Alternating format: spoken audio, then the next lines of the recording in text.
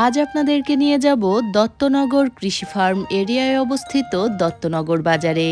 যে জায়গাটি থেকে আমরা ভিডিও শুরু করলাম, এই জায়গাতেই শেষ হয়েছে চুয়াডাঙ্গা জেলার জীবননগর উপজেলা এরিয়া এবং শুরু হয়েছে ঝিনাইদহ জেলার মহেশপুর উপজেলার এরিয়া। সুপ্রিয় দর্শক এবং শ্রোতা, আসসালামু আলাইকুম।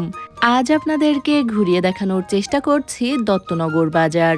ঝিনাইদহ জেলার মহেশপুর উপজেলায় অবস্থিত একটি ঐতিহ্যবাহী স্থানীয় বাজার দত্তনগর বাজার, যা মূলত এশিয়ার বৃহত্তম কৃষি খামার দত্তনগর কৃষি খামারকে কেন্দ্র করে গড়ে উঠেছে। এই বাজারটি স্থানীয় জনগোষ্ঠীর দৈনিক চাহিদা মেটানোর পাশাপাশি কৃষি খামারের উৎপাদিত পণ্য ও বীজ কেনাবেচার জন্য অত্যন্ত গুরুত্বপূর্ণ একটি বাজার। আমার মতো হয়তো আপনারাও অনেকে ভেবে থাকবেন যে দত্তনগর কোনো গ্রাম, তবে দত্তনগর আসলে কোনো গ্রাম নয়। মহেশপুর উপজেলার ৪ নম্বর স্বরূপপুর ইউনিয়নের একটি বাজার মাত্র। দত্তনগর বাজারটি খুব বেশি বড় না হলেও দত্তনগর বাজারটি দেশব্যাপী পরিচিত এখানকার বিশাল কৃষি খামারের জন্য। দত্তনগর কৃষি খামারটি আজ থেকে প্রায় ৭৭ বছর আগে কলকাতার বিশিষ্ট ঠিকাদার হেমেন্দ্রনাথ দত্ত স্থাপন করেছিলেন। তিনি সেনাবাহিনীর জন্য সবজি সরবরাহের ঠিকাদারি লাভ করেছিলেন। তাজা সবজি উৎপাদনের জন্য নিজ এলাকা দত্তনগরে বিশাল কৃষি খামার গড়ে তুলেছিলেন। ১৯৪০ সালে এখানে কিন্তু এই বাজার ছিল না কোনো সড়ক। রেলপথে দর্শনা স্টেশনে সবজি বহন করে নিয়ে কলকাতায় পাঠানোও ছিল দুরূহ ব্যাপার। দীর্ঘ সময় লাগায় পচে যেত শাকসবজি। সে কারণে তখন দত্তনগরে তিনি হেলিপ্যাড স্থাপন করেন।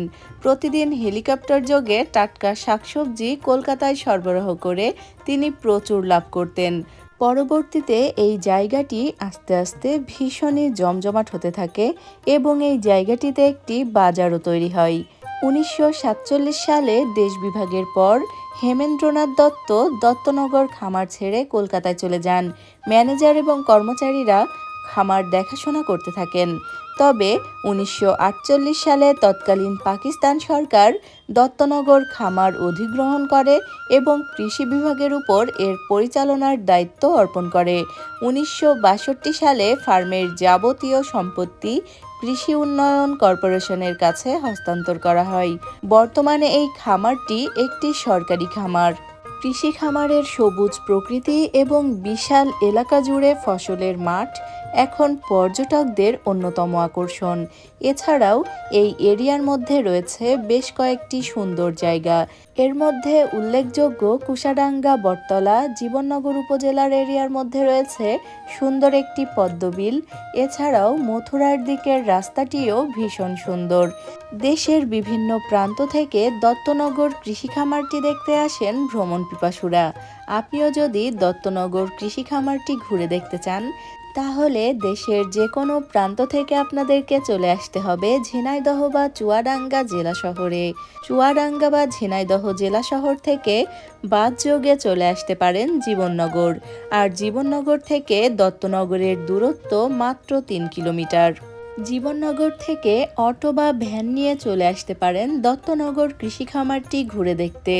আজকের ভিডিওটি এখানেই শেষ করছি।